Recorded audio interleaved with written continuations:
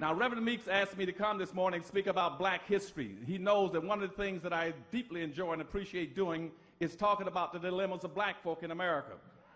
That comes from my mother, who used to sit and read to me from the Bible when I was a young man. And I used to sit and watch her cry and soak her feet at night, because in Winston-Salem, North Carolina, she had to work in a tobacco factory where she'd stand up all day long and stem tobacco until her fingers would bleed.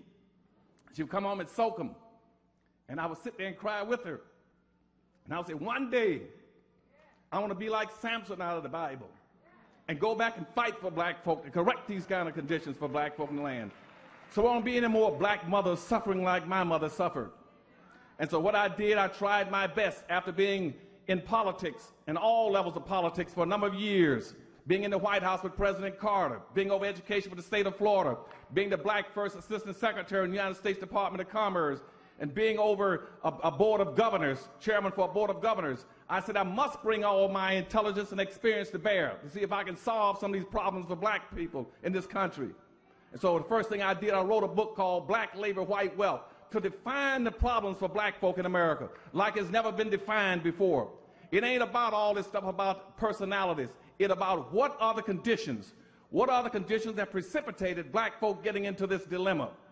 And what Black Labor, White Wealth did, it tracked 800 years of history in very systematic terms to show you every strategy, every technique, every law, every public custom, and every public policy that was used to enslave black folk around the world and to maldistribute almost 100% of all this nation's wealth, power, resource, privileges, businesses, and controls of all levels of government into the hands of the dominant white society.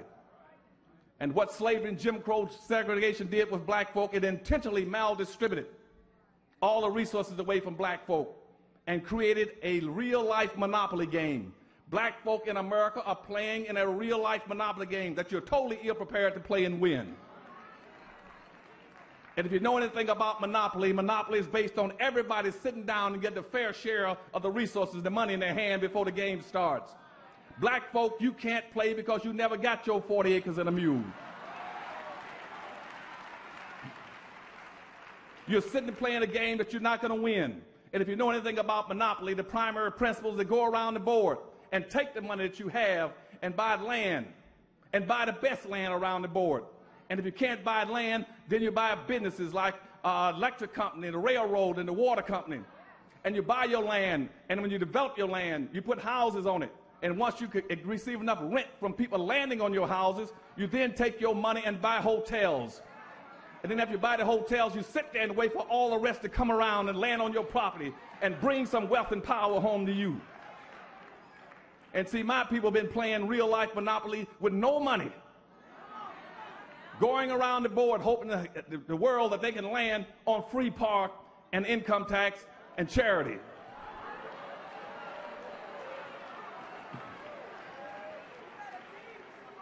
And when you play that kind of a game in real-life monopoly, sooner or later you're going to land on the wrong property. And when you land on the wrong property in monopoly, you got two choices. You either go to jail or you go bankrupt and get out of the game. And black folk are playing in a real-life monopoly game. And I wrote Black Labor, White Wealth to tell you exactly what the game was and how you're not playing it right. And then I followed that up with another book called Powernomics, says now that tracks and picks up exactly where Black Labor, White Wealth left off. And I'm delighted by the fact that black folk took that book, Black Labor, White Wealth, and went to Geneva, Switzerland, and filed for reparations around the world. And that book then sets the premise of what your problem is in America. In America, your problem is simple. You do not own and control anything of wealth and resources. You do not own and control anything more than 1/2 or 1% of anything important in the society. And yet, by the same token, you're bearing 600 to 800 times your fair share of everything that's bad. And consequently, we cannot play and win, and people wonder why black folk live the way they do, why every black neighborhood looks like Beirut bombed out. It's that way because we do not own and control any resources and never have. And so in Powernomics, I said, if you're going to play the game, here's a book that I've systematically analyzed all the conditions around the world with all of my experiences, not only in government and in education, but also as a safety and survival engineer for the Marine Corps, where I had to try to deal with our prisoners coming out of POW camps. Here's how you play the game and win. Empowernomics, the national plan to empower black folk.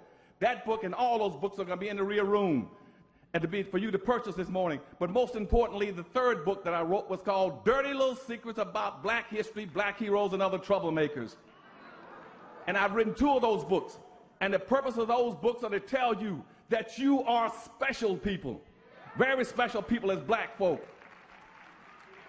That absolutely nothing has happened in the last 400 or 500 years that black folk did not either directly were involved in or indirectly did not cause. You were the engines that drove civilizations around the world for 300 years. You as black folk are not guests in America. You are not guests on this earth. You walk on sacred ground paid for by the blood, sweat, and tears and suffering and sacrificing of millions of black people. They paid for you to walk on this earth with your head high and to be proud. All the blacks who shine shoes and wash clothes and wash dishes and pick cotton, you all deserve to have a better condition on this earth. And Dirty Little Secrets tell you why you're special people. And later on in my discourse this morning, I'm going to point out the 3 things I'm going to talk about. First is the state of black America presently. Second thing is how we got into our dilemma. The third thing to tell you that you are not only special people on this earth, but you've always had a special relationship with God that no other people have ever had.